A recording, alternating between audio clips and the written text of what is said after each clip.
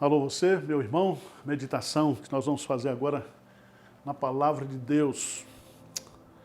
E eu quero conversar um pouquinho com você sobre a doutrina do pecado. A doutrina do pecado. Não existe coisa mais danosa, mais prejudicial para a vida do homem, para a sua vida, para a minha vida, do que o pecado.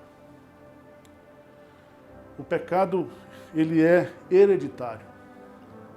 A Bíblia diz que nós nascemos em pecado. Nós não somos pecadores porque pecamos, mas nós pecamos porque somos pecadores. O pecado está presente na nossa natureza. E por causa da presença do pecado em nós, nós não conseguimos fazer o bem, nós não conseguimos mudar a nossa situação, a nossa condição diante de Deus e diante dos homens. O pecado é hereditário, o pecado é universal. A Bíblia diz que todos pecaram e toda a humanidade está sob o pecado e que nós não temos condições de resolver isso. E o pecado trouxe a morte.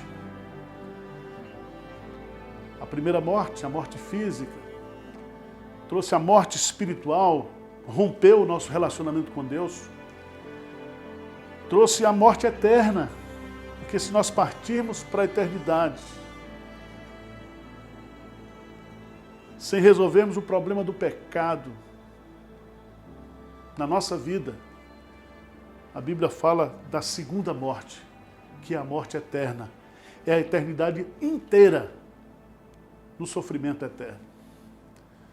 Mas eu quero trazer uma palavra de esperança para você, porque aqui nós temos um remédio para o pecado.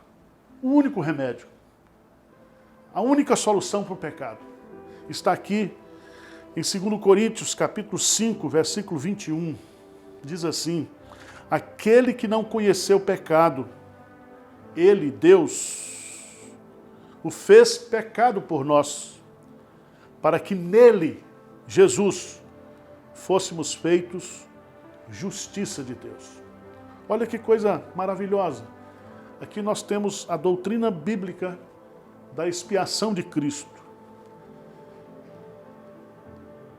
Isso significa que aquele que não conheceu o pecado, Jesus Cristo, verdadeiramente homem, verdadeiramente Deus, ele veio a este mundo para morrer em nosso lugar, para morrer como bode expiatório, para receber sobre si o castigo do pecado, o castigo que nos traz a paz. Deus colocou sobre ele. E é tão interessante aqui, porque aquele que não conheceu o pecado, ele o fez pecado por nós. Significa que ele assumiu a nossa culpa, recebeu sobre si a nossa pena e, consequentemente, diz que nós fomos feitos justiça de Deus. Preste atenção que isso é muito importante, porque eu, como pecador, não tenho justiça própria. Eu, como pecador, não posso mudar a minha situação, ser perdoado por Deus pelos meus méritos. Jesus Cristo, então, através da sua morte, através da sua ressurreição, a sua justiça é depositada na nossa conta. Então, eu e você precisamos crer e aceitar essa substituição que Cristo fez. Porque quando a gente faz isso pela fé, a Bíblia diz: nenhuma condenação há para aquele que está em Cristo Jesus. Creia em Jesus, creia na obra que Jesus Cristo fez por você. Aquele que não conheceu o pecado, ele o fez pecado por nós, para que nele fôssemos feitos justiça de Deus. E quando nós recebemos de Deus a justiça de Cristo, nós somos perdoados. Todos os nossos pecados são perdoados. A nossa natureza pecaminosa é transformada. Nós nascemos de novo, somos regenerados.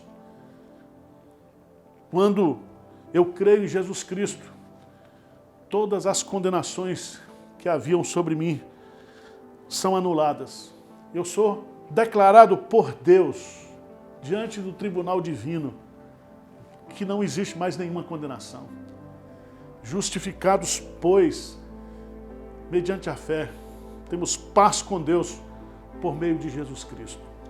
Esse é o assunto mais importante. O coronavírus pode matar ou não matar, mas o pecado já nos matou. Mas louvado seja Deus, que nós já temos a vacina contra o pecado, o remédio contra o pecado. O profeta Isaías diz: pelas suas pisaduras fomos nós curados, sarados. Então você e eu, nós podemos ser sarados desse vírus destruidor que é o pecado. E nós podemos ter a vida eterna, a salvação eterna. Pense nisso. Tome a sua decisão. Receba a Jesus Cristo, ou renda-se a Jesus Cristo como seu único e suficiente Salvador. Que essa pandemia possa trazer para você essa reflexão de que você vai morrer, que eu vou morrer, mas que nós já temos o remédio para a morte, que é Jesus Cristo. Deus abençoe sua vida, Deus abençoe sua família, sua casa, que Deus lhe dê um dia abençoado.